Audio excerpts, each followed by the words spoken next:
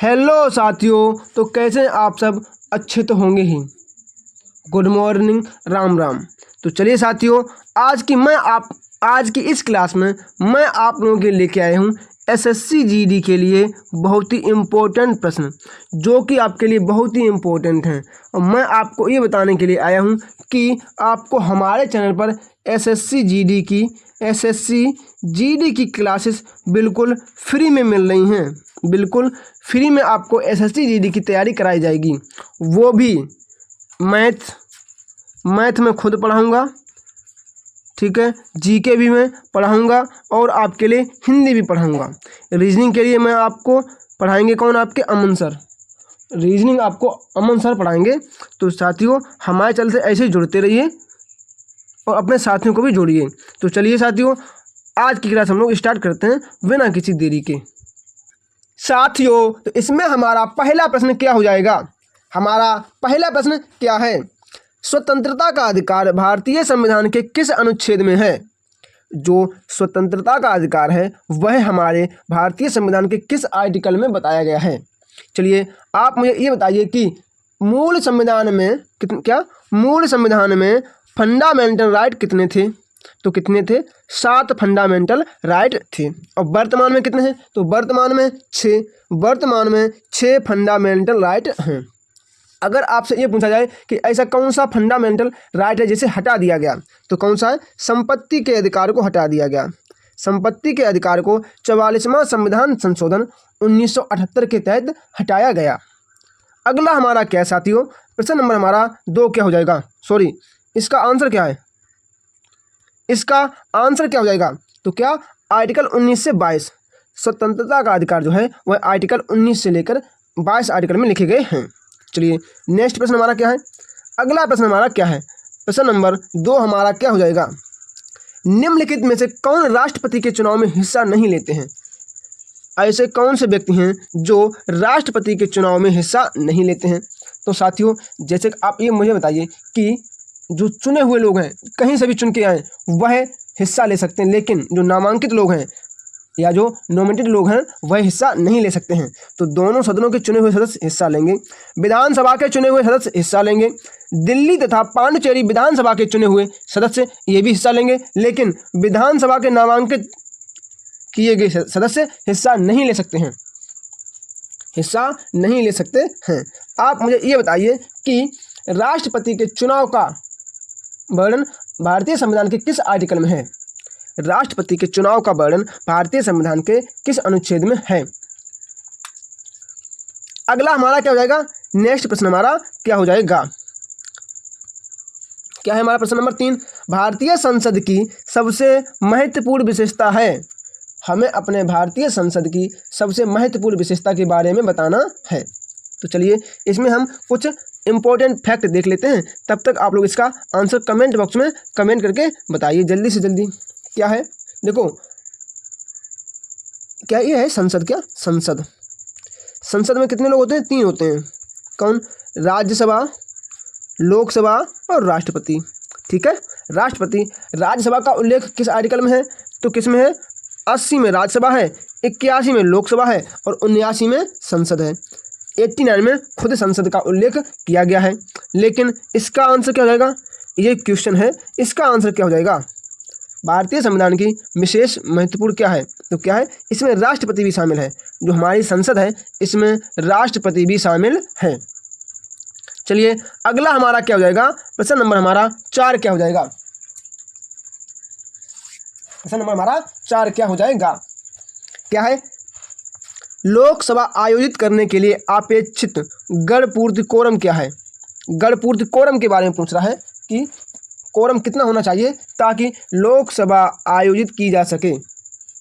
तो साथियों देखो, कम से कम कितने? 55 मेंबर होने चाहिए। कितने? 55 मेंबर होने चाहिए लोकसभा में, तभी लोकसभा स्टार्ट होगी। तो कितने? 1/10 लोग होने चाहिए।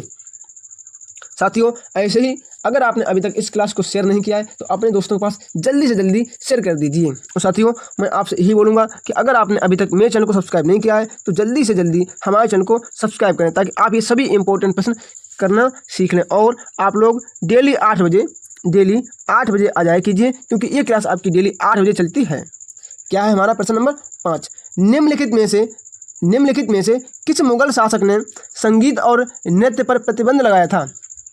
ऐसा कौन सा मुगल शासक था जिसने संगीत और नृत्य पर प्रतिबंध लगा दिया था? बताइए। तो कौन था? औरंगजेब था। औरंगजेब ने ऐसा कर दिया था। वो भी, अब आप ये बताइए कि औरंगजेब ने कब से कब तक शासन किया? तो औरंगजेब ने 1658 से 1707 तक शासन किया। ठीक है, चलिए नेक्स्ट प्रश्न हमारा क्या हो जाएगा? प्रश्न नंबर 6। प्रश्न संख्या हमारी 6 क्या हो जाएगी? निम्नलिखित में से औरंगजेब का उत्तराधिकारी कौन था? औरंगजेब का उत्तराधिकारी कौन था, ये हमें बताना है। औरंगजेब का उत्तराधिकारी कौन था? तो कौन था? मुअज्जम था। ऑप्शन नंबर हो जाएगा डी, मुअज्जम। आप मुझे ये बताइए कि अंग्रेजों के लिए गोल्डन फरमान किस शासक ने दिया था, या मतलब लॉन्च किया था? तो किसने? फारुखसियर ने। इसके साथ कोई बीमारी थी, तो एक कोई डॉक्टर आया था वहाँ से अंग्रेज, तो उसने इसे सही कर दिया था, तो इसने उसी की खुशी में ये गोल्डन फरमान घोषित किया था। अगला हमारा क्या साथियों? प्रश्न नंबर 7। बहुत बहुत इंपॉर्टेंट प्रश्न है, जो कि आपको जल्दी से जल्दी करने हैं। क्या है हमारा? 7। दो नदियों के बीच उपजाऊ भूमि को कहते हैं। दो नदियों के बीच उपजाऊ भूमि को क्या कहते हैं? जैसे कि साथियों, एक ये नदी जा रही है और एक ये नदी आ रही है, और ये यहाँ से, तो ये जो यहाँ पे जो भूमि है, इस टाइप वाली भूमि, इसी भूमि को क्या कहेंगे? तो क्या कहेंगे? इसे दोआब कहेंगे। क्या? दोआब भूमि कहेंगे। ये भूमि बहुत ही उपजाऊ होती है। ये भूमि बहुत ही उपजाऊ होती है। चलिए आप मुझे ये बताइए कि 5 नदियों का आब, क्या 5 नदियों का आब को क्या कहते हैं? तो क्या? पंजाब कहते हैं। 5 नदियों के आब को पंजाब कहते हैं। भारत में पहली तेल रिफाइनरी कहाँ स्थापित की गई? भारत में पहली तेल रिफाइनरी कहाँ स्थापित की गई थी? चलिए बताइए। तो कहाँ? डिगबोई। डिगबोई असम में स्थापित की गई थी। कब की गई है? 1901 में की गई, क्योंकि ये प्रश्न बार बार पूछा जा सकता है। चलिए आप ये बताइए कि असम में कितनी रिफाइनरी हैं? असम में कितनी रिफाइनरी हैं? अगला हमारा क्या है? प्रश्न नंबर 9। प्रश्न नंबर हमारा 9 क्या हो जाएगा? असम राज्य में काम कर रही तेल रिफाइनरी की संख्या कितनी है? मतलब असम राज्य में कुल कितनी तेल रिफाइनरीज हैं? तो कितनी हैं? 4 हैं। 4 हैं। इनका नाम क्या क्या है? इनका नाम क्या क्या है? तो कितनी? 1 2 3 4। देखो इन्हें पूछा जा चुका है, तभी मैं इनके नाम बता रहा हूँ। कौन सी है? एक तो है बोगोई। क्या? एक बोगोई है, एक डिगबोई है, एक क्या है? एक डिगबोई है, और एक गुवाहाटी है। क्या? गुवाहाटी है, और एक क्या है? नुमालीगढ़। एक नुमालीगढ़ है। कितनी है? 4 हैं। बोगोई, डिगबोई, गुवाहाटी और नुमालीगढ़। चलिए नेक्स्ट हमारा प्रश्न क्या है? प्रश्न नंबर 10 क्या हो जाएगा? बहुत ही इंपॉर्टेंट प्रश्न है। कोंकण रेलवे जोड़ती है, जो कोंकण रेलवे है ये है किन 2 स्थानों को जोड़ती है? कोंकण रेलवे किन 2 स्थानों को जोड़ती है? तो किसे जोड़ती है? तो एक ये स्थान रहा, यहाँ से चलती हुई ये जा रही ट्रेन। कैसे? ये 2 स्थान है, ये चल रही क्या ट्रेन? 1 2 3 4। ये वाला, इसका ये वाला स्थान क्या है, और इसका जो प्रारंभिक स्थान है ये क्या है? तो क्या जाएगा? रोहा टू मंगलौर। रोहा से मंगलौर को जोड़ती है कोंकण रेलवे। अगला हमारा क्या है साथियों? प्रश्न नंबर हमारा 11 क्या हो जाएगा? ये प्रश्न बहुत ही इंपॉर्टेंट है, तो साथियों वीडियो को इन तक जरूर देखते रहें। क्या है? पृथ्वी को क्षितिज के समांतर घेराव करने वाली काल्पनिक रेखाएं क्या कहलाती हैं? पृथ्वी को क्षितिज के समांतर घेराव करने वाली काल्पनिक रेखाएं क्या कहलाती हैं? तो बताइए क्या कहलाती हैं काल्पनिक रेखाएं? जैसे कि ये रही हमारी पृथ्वी। क्या है? ये हमारी पृथ्वी रही। ठीक है, ये हमारी रही पृथ्वी। क्या रही? ये रही हमारी पृथ्वी। उसमें जो ये क्षैतिज रेखाएं, इन रेखाओं को क्या कहते हैं? इन रेखाओं को क्या कहते हैं? तो आपको पता है क्या कहते हैं इन्हें? इन्हें कहते हैं क्या? अक्षांश रेखाएं। क्या? अक्षांश रेखाएं इन्हें कहते हैं। यहीं पे होती है क्या? 0 डिग्री अक्षांश। क्या होता है? यहीं पर एक 0 डिग्री अक्षांश होती है, जिसे क्या कहते हैं? जिसे कहते हैं क्या? भूमध्य रेखा, विषुवत रेखा, उसे ही कहते हैं। तो इसका आंसर क्या हो जाएगा? अक्षांश रेखाएं। क्या? अक्षांश रेखाएं हमारा राइट आंसर हो जाएगा। अगला हमारा क्या है? प्रश्न नंबर 12 हमारा क्या हो जाएगा? क्या है हमारा 12 है, पृथ्वी की ऊष्मा से प्राप्त ऊर्जा को क्या कहा जाता है? पृथ्वी की ऊष्मा से प्राप्त ऊर्जा को क्या कहते हैं? तो साथियों, जो पृथ्वी की ऊष्मा से हमें ऊर्जा प्राप्त होती है उसे क्या कहते हैं? उसे भूतापीय ऊर्जा कहते हैं, भूतापीय ऊर्जा कहते हैं। चलिए नेक्स्ट हमारा क्या है, अगला प्रश्न हमारा क्या हो जाएगा? प्रश्न नंबर 13 हमारा क्या हो जाएगा? मुख्य आयरन और स्टील उद्योग किस पठार में स्थित हैं? मुख्य आयरन और स्टील उद्योग ये किस पठार में स्थित हैं?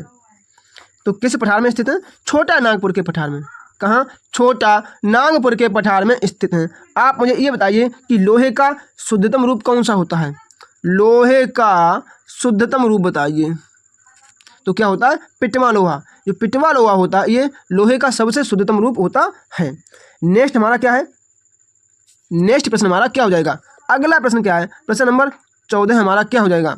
साथियों, आप लोग जल्दी से जल्दी इस क्लास को शेयर कर दीजिए। अगर आपने अभी तक मेरे चैनल को सब्सक्राइब नहीं किया है तो चैनल को जरूर सब्सक्राइब कर लीजिए। वीडियो को लाइक करना तो बिल्कुल भी ना भूलें। अगला क्या है हमारा प्रश्न? हमारा अगला प्रश्न क्या है? हमारा अगला प्रश्न क्या हो जाएगा साथियों? पेन शायद थोड़ा सही काम नहीं कर रहा है। चलिए हाँ, क्या है? निम्नलिखित में से कौन सी नदी दक्षिण गंगा के नाम से प्रसिद्ध है? दक्षिण गंगा के नाम से कौन सी नदी प्रसिद्ध है?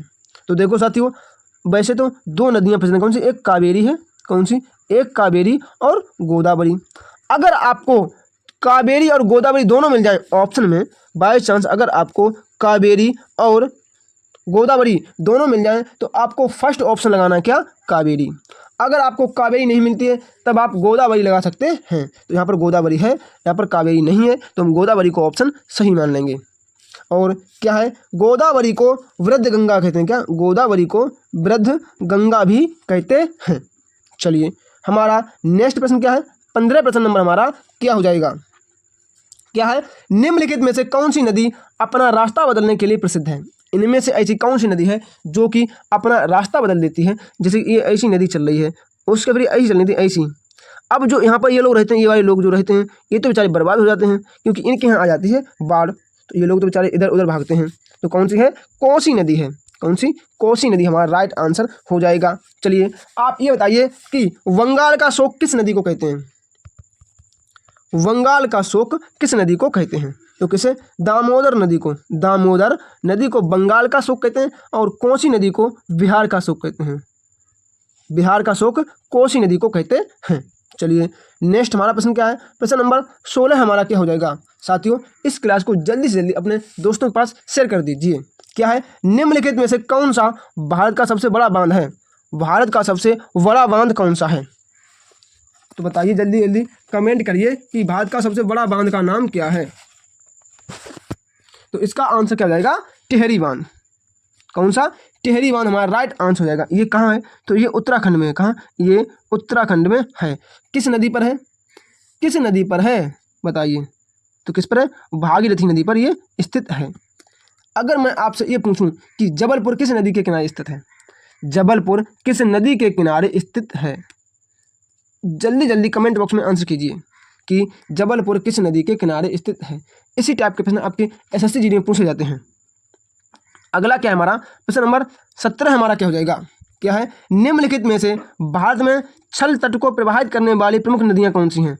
छल तट को प्रवाहित करने वाली मतलब इसका सीधा सीधा मतलब है डेल्टा। डेल्टा कौन सी नदी बनाती है सबसे बड़ा? तो कौन सी? गंगा बनाती है। कौन? गंगा। साथियों, गंगा और ब्रह्मपुत्र, किसका? ब्रह्मपुत्र का सबसे बड़ा डेल्टा कहाँ है? तो ये है सुंदरवन का डेल्टा। सुंदरवन का डेल्टा है। गंगा जो है ना, इसकी लंबाई कितनी है? 2525 किलोमीटर। 2525 किलोमीटर है ये गंगा की लंबाई है। चलिए नेक्स्ट हमारा प्रश्न क्या है? प्रश्न नंबर हो जाएगा हमारा 18। क्या है? भारत में जनसंख्या के घनत्व की परिभाषा की जाती है। भारत में जनसंख्या के घनत्व की परिभाषा किस तौर पे हम लोग कर सकते हैं? तो किस पे कर सकते हैं? प्रति वर्ग किलोमीटर व्यक्तियों की संख्या। प्रति वर्ग किलोमीटर व्यक्तियों की संख्या, ये हमारा राइट आंसर हो जाएगा। अब आप मुझे ये बताइए कि भारत का सर्वाधिक जनघनत्व वाला राज्य कौन सा है? जनघनत्व में सर्वाधिक कौन है? तो कौन? बिहार हो जाएगा। क्या? बिहार हो जाएगा। और न्यूनतम जनघनत्व तो कहाँ का है? अरुणाचल प्रदेश। कहाँ? अरुणाचल प्रदेश का न्यूनतम जनघनत्व है। आप लोग ये ना बताएं कि सिक्किम बता दें, सिक्किम में सबसे कम जनसंख्या है। अगला क्या है हमारा प्रश्न नंबर 19। वही प्रश्न देखो आ गया, भारत में सबसे घनी आबादी वाला राज्य है। भारत में सबसे घनी आबादी वाला राज्य कौन सा है? तो क्या हो जाएगा? बिहार हो जाएगा, बिहार हो जाएगा। अगर आपसे ये पूछा जाए कि सर्वाधिक जनघनत्व वाली यूटी कौन सी है, सर्वाधिक जनघनत्व वाली यूनियन टेरिटरी कौन सी है, तो कौन सी हो जाएगी? दिल्ली हो जाएगी। क्या? दिल्ली हो जाएगी। और इसकी कितनी है? 11,000 की समथिंग है। ठीक है, चलिए नेक्स्ट हमारा क्या है? प्रश्न नंबर 20। साथियों ये आज की क्लास का अंतिम प्रश्न है, जिसका आंसर आप सभी लोग मुझे मेरे कमेंट बॉक्स में कमेंट करके दोगे और ऐसे बताओगे कि होमवर्क प्रश्न का आंसर है, जो भी आपको बताना है वह आप बताओगे। ठीक है साथियों, अगर आपने अभी तक वीडियो को लाइक नहीं किया है तो मेरे वीडियो को जल्दी से जल्दी लाइक कीजिए और चैनल को सब्सक्राइब कीजिए। साथियों मैं आपको यहाँ पर पूरा का पूरा बैच लेके आ रहा हूँ आप लोगों के लिए बिल्कुल फ्री, जिसमें आपको मैथ भी पढ़ाया जाएगा, हिंदी भी पढ़ाई जाएगी और जितने भी आपके जीडी के हैं टेस्ट जो भी आता है आपका जीके जीएस रीजनिंग सारी की सारी आपको हमारे चैनल पर फ्री में प्रोवाइड कराई जाएंगी, बिल्कुल फ्री में। तो आप लोग ऐसे जुड़ते रहिए हमारे साथ। मैं आपसे वादा करता हूँ कि आपकी एसएससी जीडी निकलवाने की मैं पूरी कोशिश करूँगा, मतलब आपको मैं हर वह कंटेंट दूंगा जिससे कि आपकी वर्दी जल्दी से जल्दी मिल जाए। तो चलिए साथियों मिलते हैं अपनी अगली क्लास में, तब तक के लिए जय श्री राम, राधे राधे।